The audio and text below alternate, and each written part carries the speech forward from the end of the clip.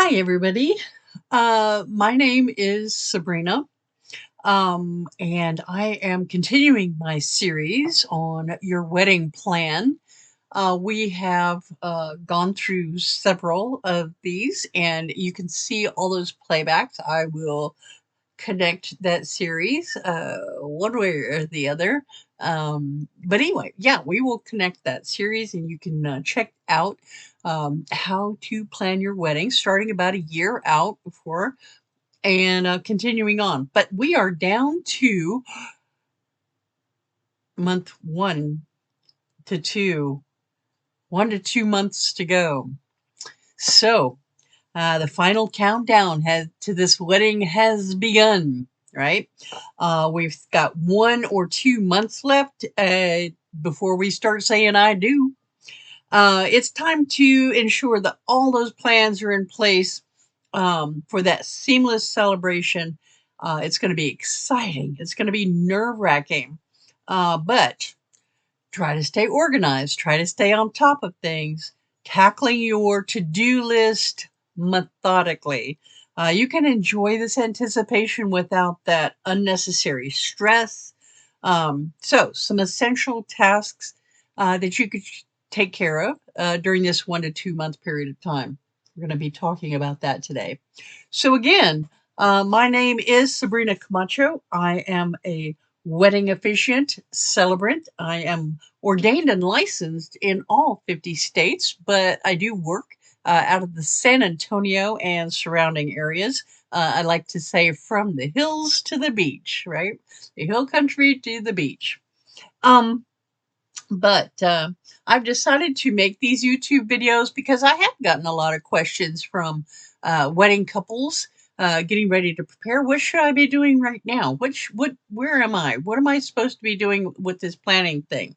And so, yeah, I decided to make this series of wedding planning videos. Probably going to redo a few of them as time goes on and as we tweak and all of that kind of thing. But right now, they're very, very comprehensive, and we are going to be talking about all of those. All right, so 1 to 2 months out, we're going to start reconfirming all of those key bookings. We want to make sure that everybody's on the right page, right? Everybody has, knows when we're reconfirming the dates, we're reconfirming all of that kind of thing. We should be pulling those contracts out, making sure that everybody's adhering to what they said they were going to be doing as far as that contract is concerned. Okay. So the first person on my list, I have a list of I think 9 or 10 here. But number one is your photographer. Your wedding photos are going to be very, very important in the future. You're going to capture those memories that you are going to cherish forever. So it's very crucial to confirm that wedding photographer booking. Make sure that they have all of the details about your venue, the timeline, when you want them to be there, how long you want them to work, when they're going to be off for the evening, and things like that. Any specific shots that you want, they call this a shot list. Like you want to make sure that I want to make sure that I get a picture with my parents, or I want to get a picture with my siblings, or my grandparents, whatever the situation may be. So you want to make sure that you have that shot list and ready to talk to them about that.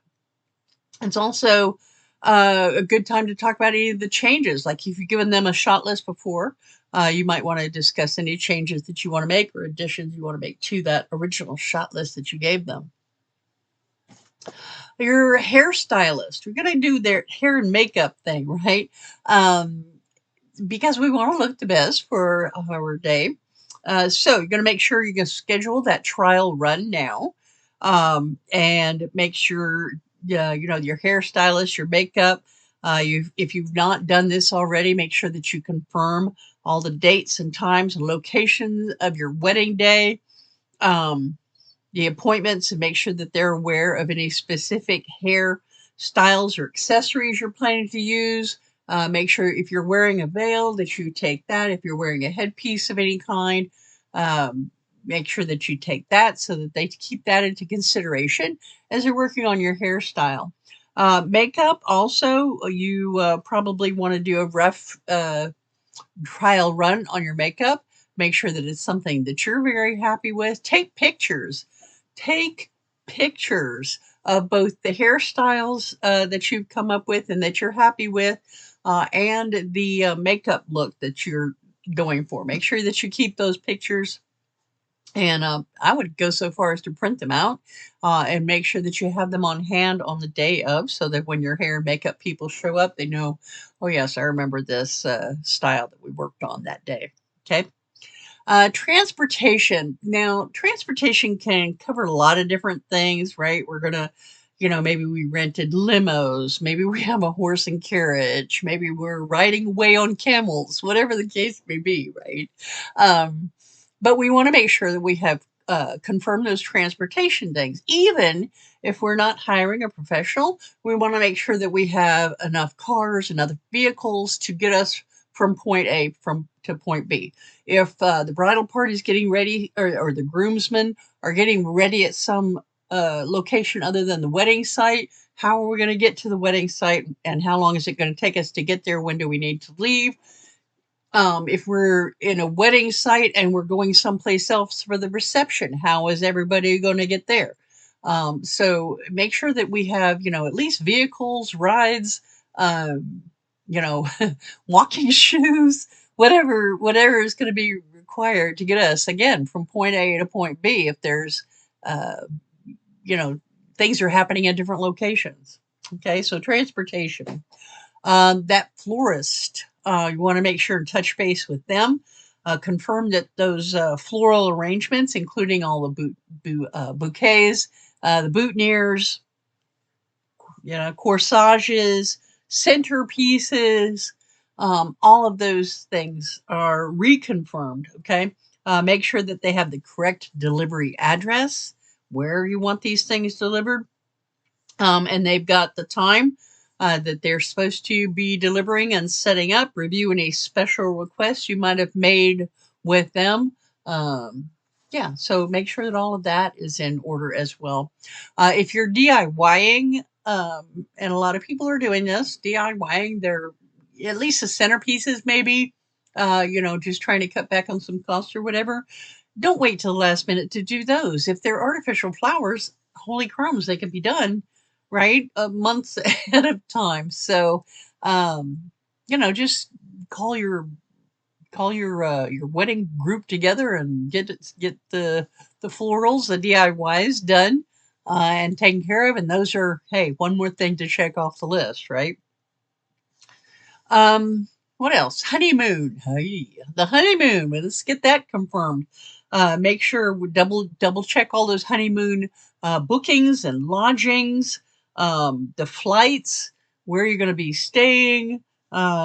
Make sure you have your travel documents ready, passports, visas, whatever it might take, ready to go. All of that kind of stuff. Make sure you begin pre-packing for that honeymoon. If you're taking off right after your ceremony, you don't want to, be throwing stuff in a bag at the last minute. Just go ahead and, you have special items that you're going to be using or taking for your honeymoon, and clothing items and things like that.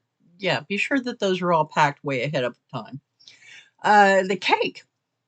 And any desserts, let's go ahead and throw that in there too. So many people are not opting for cakes anymore and doing like a big giant dessert table and things like that. So you do want to confirm with all of those bakers and your cake designers and whatever the case is. Make sure that you have that the right flavors are on your order. The correct design is on your order.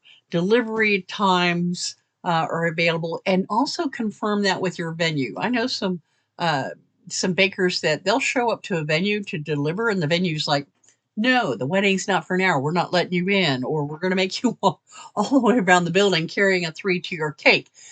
So make sure that you confirm with your venue that your baker and or whoever your cake decorator is going to be able to actually get in the building when you want these things set up or during setup time. Okay. Your caterer, speaking of that, also your caterer is going to be involved here. Finalize that menu, confirm the head count. You should know by now. A month or two out, all of those RSVPs should have come in by now. If there are people that you think, hey, they should have RSVP'd by now, you might want to sit down and make some phone calls. Just have a, again, another thing for your bridal party to get together and do is make all those phone calls and make sure that, hey, these invited guests realize that, so many people just like, okay, and just tell them, hey, flat out, if you don't RSVP, we're not going to have a seat or a meal for you. So bring a lawn chair and a sandwich if you haven't RSVP'd, right? Um, so yeah, all of that, got to get all that lined up because you got to give your caterer those numbers. They've got to have time to order the food, prep the food, and all of that kind of thing. And all of their pans, all of that kind of stuff. What they gotta their layout is gonna be dependent on all of that kind of stuff. Of course, discuss any dietary restrictions that might be in consideration here. If you've got if you're doing a sit down dinner, then you definitely want to have what do you call it, seating charts, especially if you do have those dietary restrictions, and name cards so that um, the caterers or the what do I want to say, the wait staff knows who is a vegetarian and gets this plate and who is allergic to shellfish and gets this plate or has food allergies, and we want to make sure that we don't have any of those issues arise as well. Okay, so make sure that everything is in line for the big day. Okay, the officiant Leovicia. We want to make sure that we have met with our officiant. Okay. Make sure your officiant is aware of any changes in people involved in this ceremony because we're lining people up at the back and we're like, hey, where's John? Right. And they're like, oh, we changed him out for Sam 3 months ago. Okay. Well, that's awesome. Thanks for letting me know. Right. Make sure that they are understanding the vision that you have for your ceremony. There are some officiants that are not very flexible, let's put it that way, in their presentation and things like that. If there are things that you don't want in your ceremony, make sure that they're very clear on those items, right? And that they're willing to work with you. They should have a great deal of flexibility. But again, there are those officiants that are very okay. This is my thing, and this is the way I'm going to do it. I don't have any flexibility there. So make sure that you're on the same page, of course, with your officiant. This is also the time for that final dress fitting. That final dress fitting. Make sure that that wedding dress is fitting you perfectly. All right. Uh, Take your shoes that you're going to be wearing. Take your foundation garments that you're going to be wearing. Any accessories, again, that you plan to wear to complete the look, right? Jewelry, all of that kind of thing. You want to make sure that you have that complete look. When you do that final dress fitting and stand in front of those mirrors, you want to see what is everybody else going to see on wedding day aside from, day of, and then you go, oh my gosh, I should have had a pearl necklace or whatever, right? So take all of those accessories and make sure that you are feeling the look that you're when you're all put together. Okay. That way, if any adjustments are needed, you've got some time to do that. It's also, far enough in advance, a month or two. This is still far enough in advance where your tailor can do any last minute tweaking. Your diet went really, really well and you lost an extra 10 pounds or 5 pounds, and they got to make some adjustments in some places. Uh, so yeah, make sure that you can do this in far enough advance. Okay. Also, move around in that dress. Once you're all put together, move around in that dress. Make sure that you can sit down.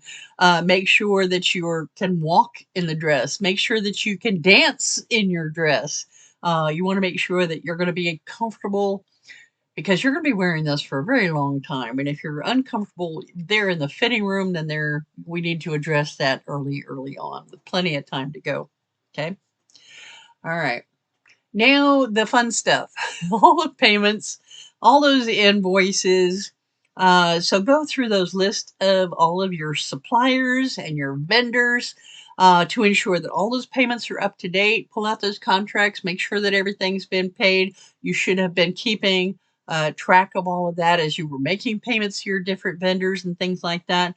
Settle any outstanding balances and confirm that each vendor has received their payment. Okay. Keeping track of those invoices and receipts are going to help you avoid any of those last minute surprises.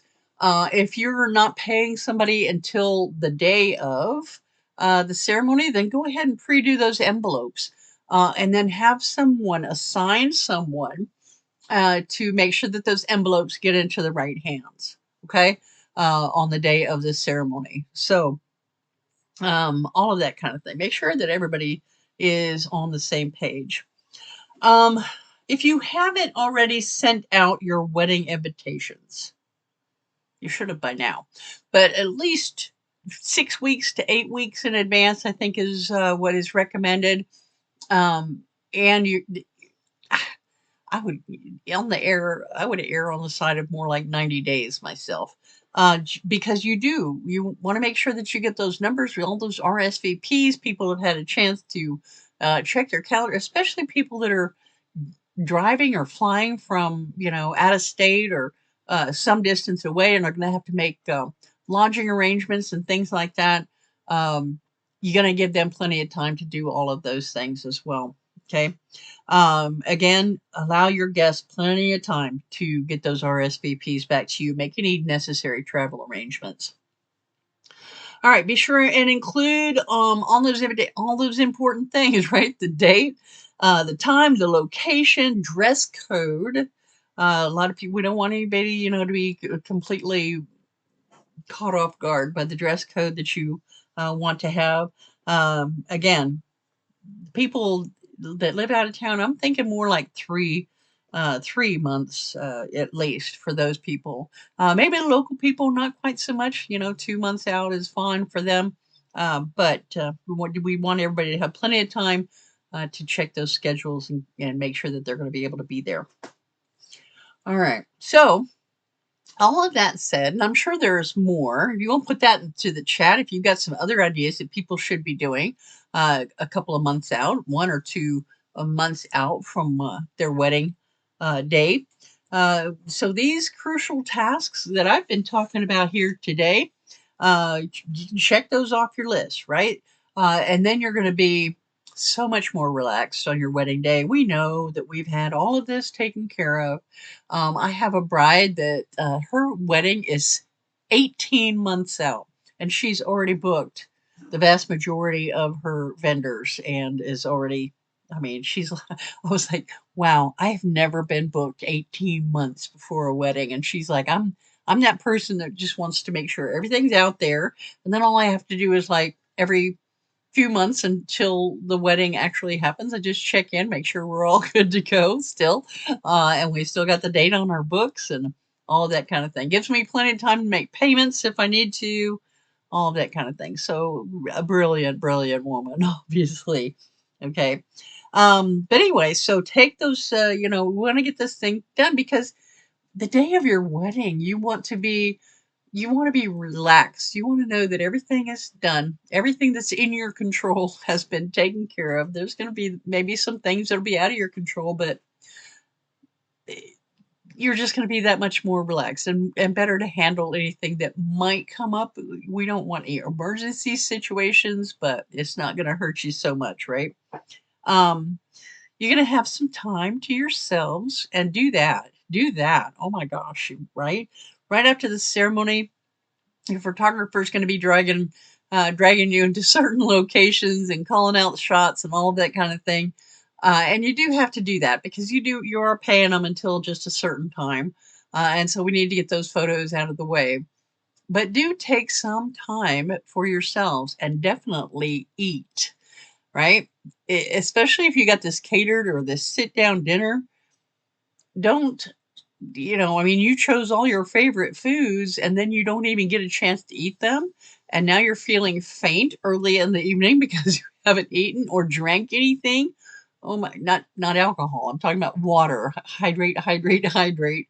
Um, yeah. So yeah, you definitely need to take care of yourselves during your wedding day too, and just slow it down, right? Just pause and take a moment and look around and breathe it all in. This is only going to happen one time. Uh, and this is, just one of the best days of your life. So do take that moment to just stop and take in a breath and look around and look at all those people smiling back at you. Enjoy this, right? Keep a clear head, keep a positive attitude. Okay, everything's going to go off without a hitch. All right. Well, that's all I've got for today. Like I said, if you have anything that you want to add, I want you to drop it down in the comments. If you've got questions or suggestions for future videos like this, planning videos or wedding topics that you'd like me to discuss, then please feel free to put that into the comments as well. All right. So again, Sabrina Camacho with Unforgettable Beginnings. And y'all are going to have an unforgettable beginning. All right. Take care. Love you guys. Bye.